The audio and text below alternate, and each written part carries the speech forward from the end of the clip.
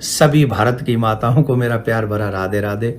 विश्व में जहां भी माताएं बहन सनातन धर्म को मानने वाली रहती हैं, सभी को मेरा प्यार भरा राधे राधे।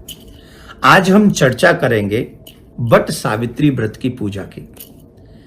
सभी भारत की माताएं ये बात जानती हैं कि वट वृक्ष की पूजा करने से सावित्री जो माँ है हमारी सबकी, जिन्होंने पति की सेवा कैसी होती है, पतिव्रत धर्म का पालन करने से क्या प्राप्त किया जा सकता है, इस चरित्र का दर्शन उन्होंने अपने जीवन में कराया।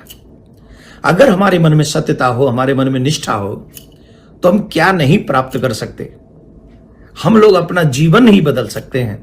ऐसी बहुत सुंदर कथा सावित्री माँ की है। वट व्रत सावित्री और वट वृक्ष की पूजा करते हैं। वट की पूजा करने से, सावित्री माँ की कहानी सुनने से, उस व्रत को करने से जो लाभ मिलता है वो अद्भुत है। मैं आपको उसी के कहानी के बीच में संदर्भ में कुछ बताऊंगा। आप ये व्रत अवश्य करें। जो चाहते हैं कि मेरा पति निरोगी काया को प्राप्त हो, वो ये व्रत करें।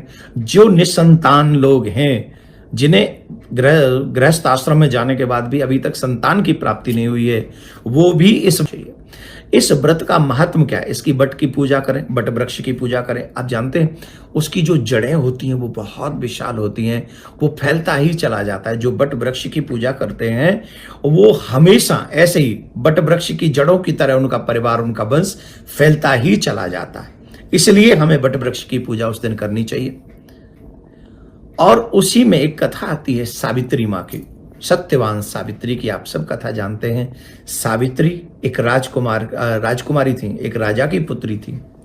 स्वयं उनको पति वरण करने का अधिकार मिला तो एक कुटिया में रहने वाले धर्मनिष्ठ, कर्मनिष्ठ, मातृपितृ भक्त सत्यवान को उन्होंने अपने पति को चुना। देखिए, राजकुमारी और कहां रहती है? झोंपड़ी में रहने वाले सत्यवान से यह है चरित्र की पूजा, धन की पूजा नहीं। यहां कितना बड़ा मैसेज है। जो व्यक्ति चरित्रवान हो, अपने मां बाप की सेवा करने वाला हो, जो कर्मनिष्ठ हो, जो किसी की पराई संपत्ति पर नजर न रखता हो, उसके साथ रहना लाख गुना अच्छा है। तो सावित्री ने उनके साथ विवाह किया। नारद जी ने कहा था ये अल्पायु है। उस बात की परवाह किए बगैर, सत्यवान के माता पिता थे अंधे, उनके नेत्र नहीं थे, फिर भी वो अपने सास ससुर की सेवा करने लगी, अपने पति की सेवा करने लगी। पति नित्य अपनी कर्म निष्ठा के साथ में अपने जीवन को जी रहे थे। एक दिन वो लकड़ी काटने के लिए गए और वो लकड़ी काटते हुए वृक्ष से मूर्छित हो गए, गिर पड़े। उन सावित्री ने उनको अपनी गोद में रख लिया, उनके सर को, और उनका सर सहलाने लगी। इतने में सामने यमराज आ गए और यमराज ने कहा कि आज इसका अंतिम दिन है, इसे मैं अपने साथ लेके जाऊंगा। सावित्री ने कहा नो प्रॉब्लम, आप लेके जाइए, लेकिन मैं भी इनके साथ चलूंगी। अरे ऐसे कैसे चलोगी? समय इसका कंप्लीट हुआ। बोले मैं पतिव्रता स्त्री, अपने पति को एक क्षण नहीं छोड़ सकती, आप लेके चलिए, मुझे भी आपके साथ चलना है। सावित्री यमराज जी के साथ चलने लगी।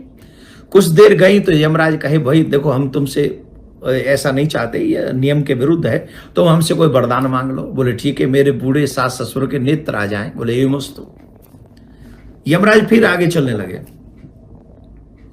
फिर यमराज ने कहा सावित्री से कि भाई आप वरदान मांग लो, पर यहां से लौट जाओ।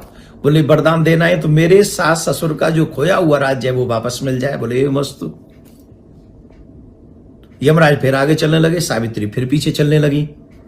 सावित्री जब पीछे चलने लगी तो यमराज ने कहा अब क्या हुआ, अब तो तुम्हें वापस जाना चाहिए, एक और वरदान मांग लो। बोले ठीक है, आप देना चाहते हो तो दे दीजिए, मैं 100 बच्चों की मां बनूं, ऐसा आशीर्वाद मुझे दीजिए, ऐसा वरदान दीजिए।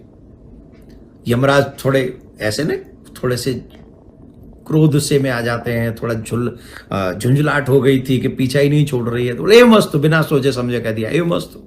यमराज जाने लगे, फिर वो सावित्री पीछे पीछे आने लगी। तो यमराज ने पूछा अब तुमको 3 वरदान दिए जा चुके हैं, इसके बाद भी तुम मेरा पीछा नहीं छोड़ रही, अब क्या हुआ? उन्होंने कहा आप ही ने तो कहा मैं 100 बच्चों की मां बनूंगी, मेरे पति को आप लेके जा रहे हैं, मैं पतिव्रता स्त्री हूं, अपने पति को छोड़कर स्वप्न में भी मैं किसी पराये पुरुष को नहीं देखती हूं, तो इनको अगर आप ले जाएंगे तो मैं 100 बच्चों की मां कैसे बनूंगी? धर्मराज बड़े प्रसन्न हुए उनके उस पति के प्रेम से, उस निष्ठा से, उस व्रत से। और उन्होंने सत्यवान के प्राण लौटा दिए। भारत की माताएं बहन, भारतीय संस्कृति को अपनाने वाली माताएं बहन और इस व्रत में निष्ठा रखने वाली माताएं बहन क्या नहीं करा सकती? भगवान से क्या आप प्राप्त नहीं कर सकती?